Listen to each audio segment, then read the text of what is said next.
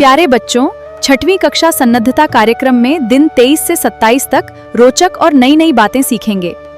तो चलो बच्चों, शुरुआत करें। డే 23కి స్వాగతం. డే 23లో షట్పద్ అనేటువంటి ఒక చిన్ని బాలగీతం ఇవ్వబడింది. షట్పద్ అంటే 6 కాళ్ళు కలిగిన జీవి, 6 లెగ్డ్ ఇన్సెక్ట్. సాధారణంగా తేనెటీగ, చీమ వంటి కీటకాలను సూచించడానికి ఉపయోగిస్తారు. ఈ బాలగీతానికి సంబంధించినటువంటి ఈ చిత్రంలో మీకు ఏం కనిపిస్తుందో చెప్పండి.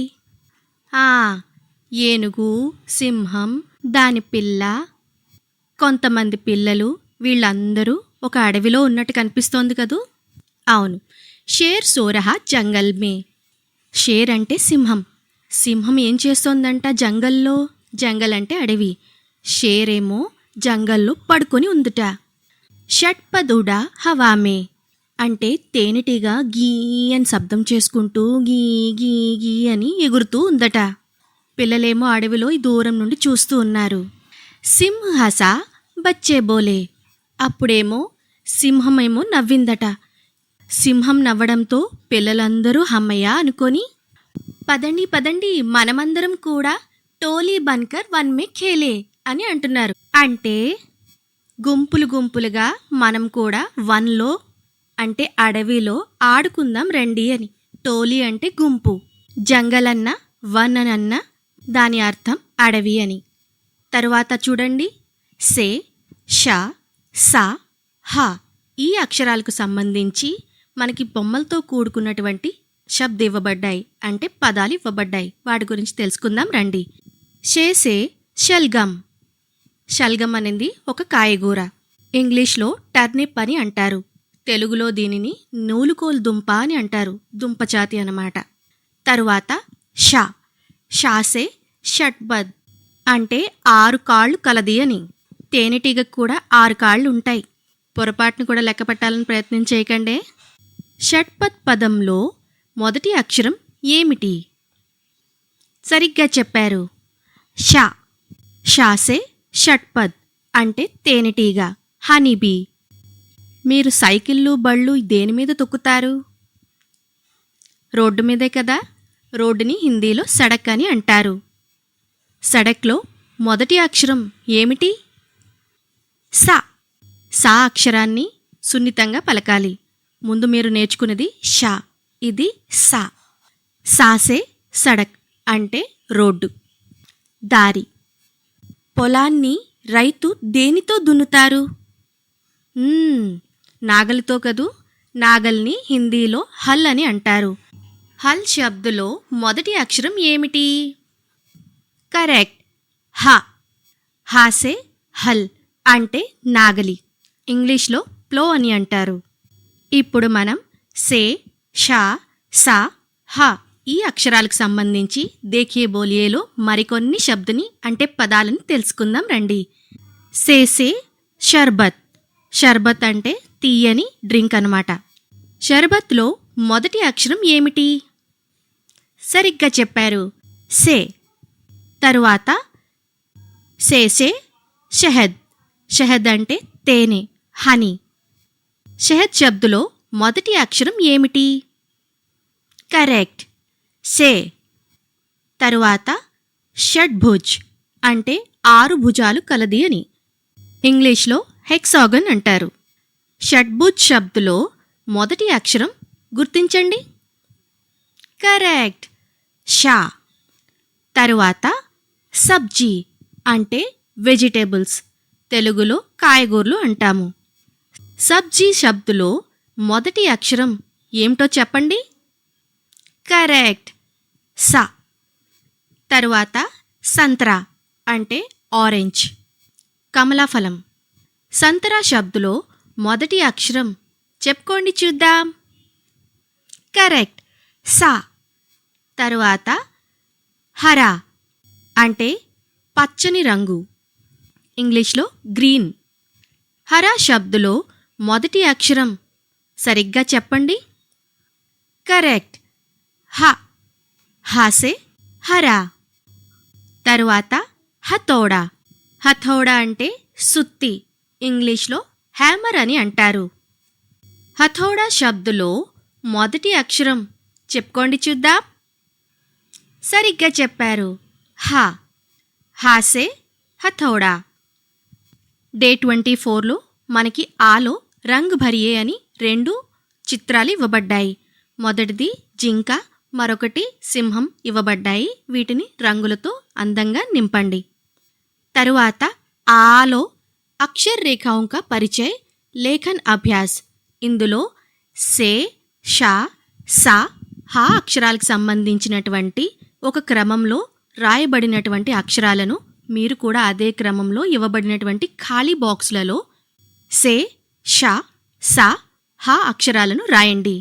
తరువాత మనకి క్రిందిన సే, షా, సా, హా అక్షరాలు 3 సార్లు ఇవ్వబడ్డాయి. వాటికి కిందన 3 లైన్లు, ఖాళీ లైన్లు ఇవ్వబడ్డాయి. వాటికి మీరు ఒక్కొక్క అక్షరాన్ని కింది వరకు చదువుకుంటూ అందంగా కాపీ రైటింగ్ని కంప్లీట్ చేయండి. తరువాత డే 25లో శ్రద్ధ అనేటువంటి ఒక బాలగీతం ఇవ్వబడింది. శ్రద్ధ అంటే అంకిత భావం. బాలగీతంలో ఏముందో చూద్దాం. క్షేత్ర మే ఖిలా హై ఫూల్, త్రివేణి సా పావన్ జల్, జ్ఞాని బోలే మీఠే బోల్, శ్రద్ధ రఖేతో మన్ అన్మోల్. ఇక్కడ ఇవ్వబడినటువంటి చిత్రంలో ఒక జ్ఞాని మంచి విషయాలు బోధిస్తున్నట్టు కనిపిస్తుంది కదా. అయితే ఆ కుటుంబ సభ్యులు ఎంతో అంకిత భావంతో, భక్తితో ఉన్నట్టు కనిపిస్తుంది. కవిత చూడండి. క్షేత్రమే ఖిలాహే ఫూల్ అంటే క్షేత్రంలో ఒక అందమైనటువంటి పువ్వు వికసించింది. త్రివేణీస పావన్ జల్, 3 నదులు కలిసేటువంటి స్థానాన్ని త్రివేణి సంగమం అంటారు. అటువంటి స్థలాన్ని పవిత్రంగా పూజిస్తారు. అటువంటి పావన జలం అక్కడ ప్రవహిస్తుందంట. జ్ఞాని బోలే మీఠే బోల్, అయితే జ్ఞానులు మంచి మాటలను అందరికీ చెప్తారు. శ్రద్ధ రఖేతో మన్ అన్మోల్, ఎవరి మనసులో అయితే అంకితభావం ఉంటుందో అటువంటి మనసు వెలగట్టలేనిది అని చెబుతున్నారు. క్రింది మనకు క్ష, త్ర, జ్ఞ మరియు శ్ర అక్షరాలు ఇవ్వబడ్డాయి. వీటికి సంబంధించినటువంటి బొమ్మలతో కూడినటువంటి శబ్ద ఇవ్వబడ్డాయి. క్షాసే క్షత్రియ, మాహిష్మతి రాజ్యానికి రాజు బాహుబలి కదూ. మీకు బాగా గుర్తుండుంటుంది. రాజుని హిందీలో క్షత్రియ అంటారు. క్షత్రియ శబ్ద మే పెహలా అక్షర్ క్యా హై అంటే క్షత్రియ శబ్దులో మొదటి అక్షరం ఏమిటి? కరెక్ట్, క్ష. సరిగ్గా పలుకుతున్నారు కదూ. ఈ క్ష పలికేటప్పుడు సగం కా పలుకుతాము, షాని జోడిస్తాము. తరువాత శివుని చేతిలో త్రిశూలం ఎప్పుడైనా చూసారా? త్రాసే त्रिशूल, त्रिशूल शब्द में पहला अक्षर क्या है? కరెక్ట్గా చెప్పారు, త్రా.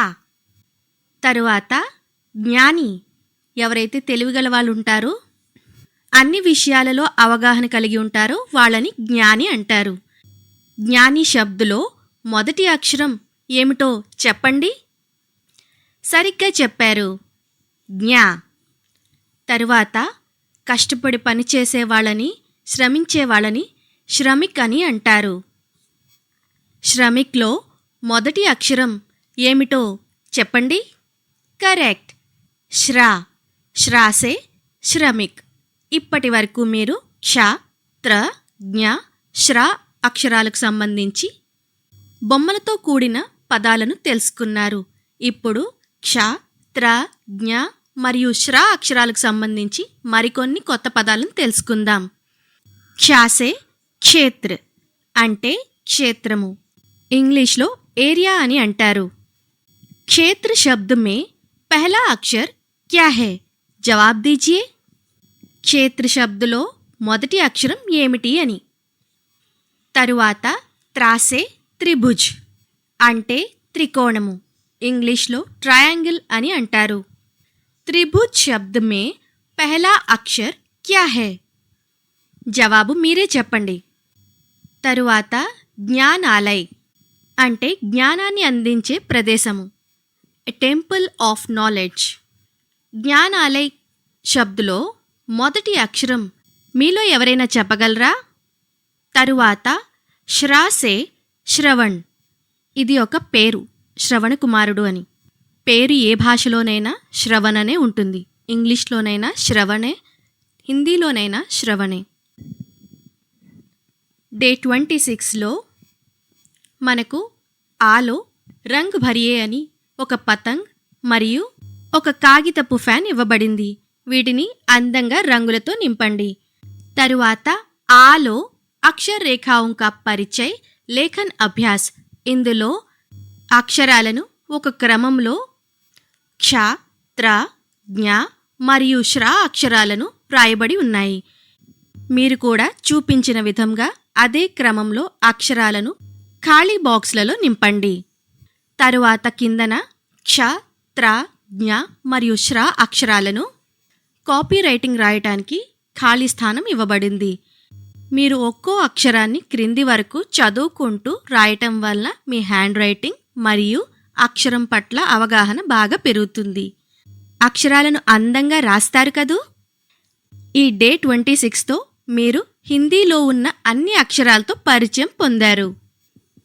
డే 27లో సే, షా, సా, హ, క్ష, త్ర, జ్ఞ మరియు శ్ర అక్షరాలు మీకు కాపీ రైటింగ్ కొరకు ఇవ్వబడ్డాయి.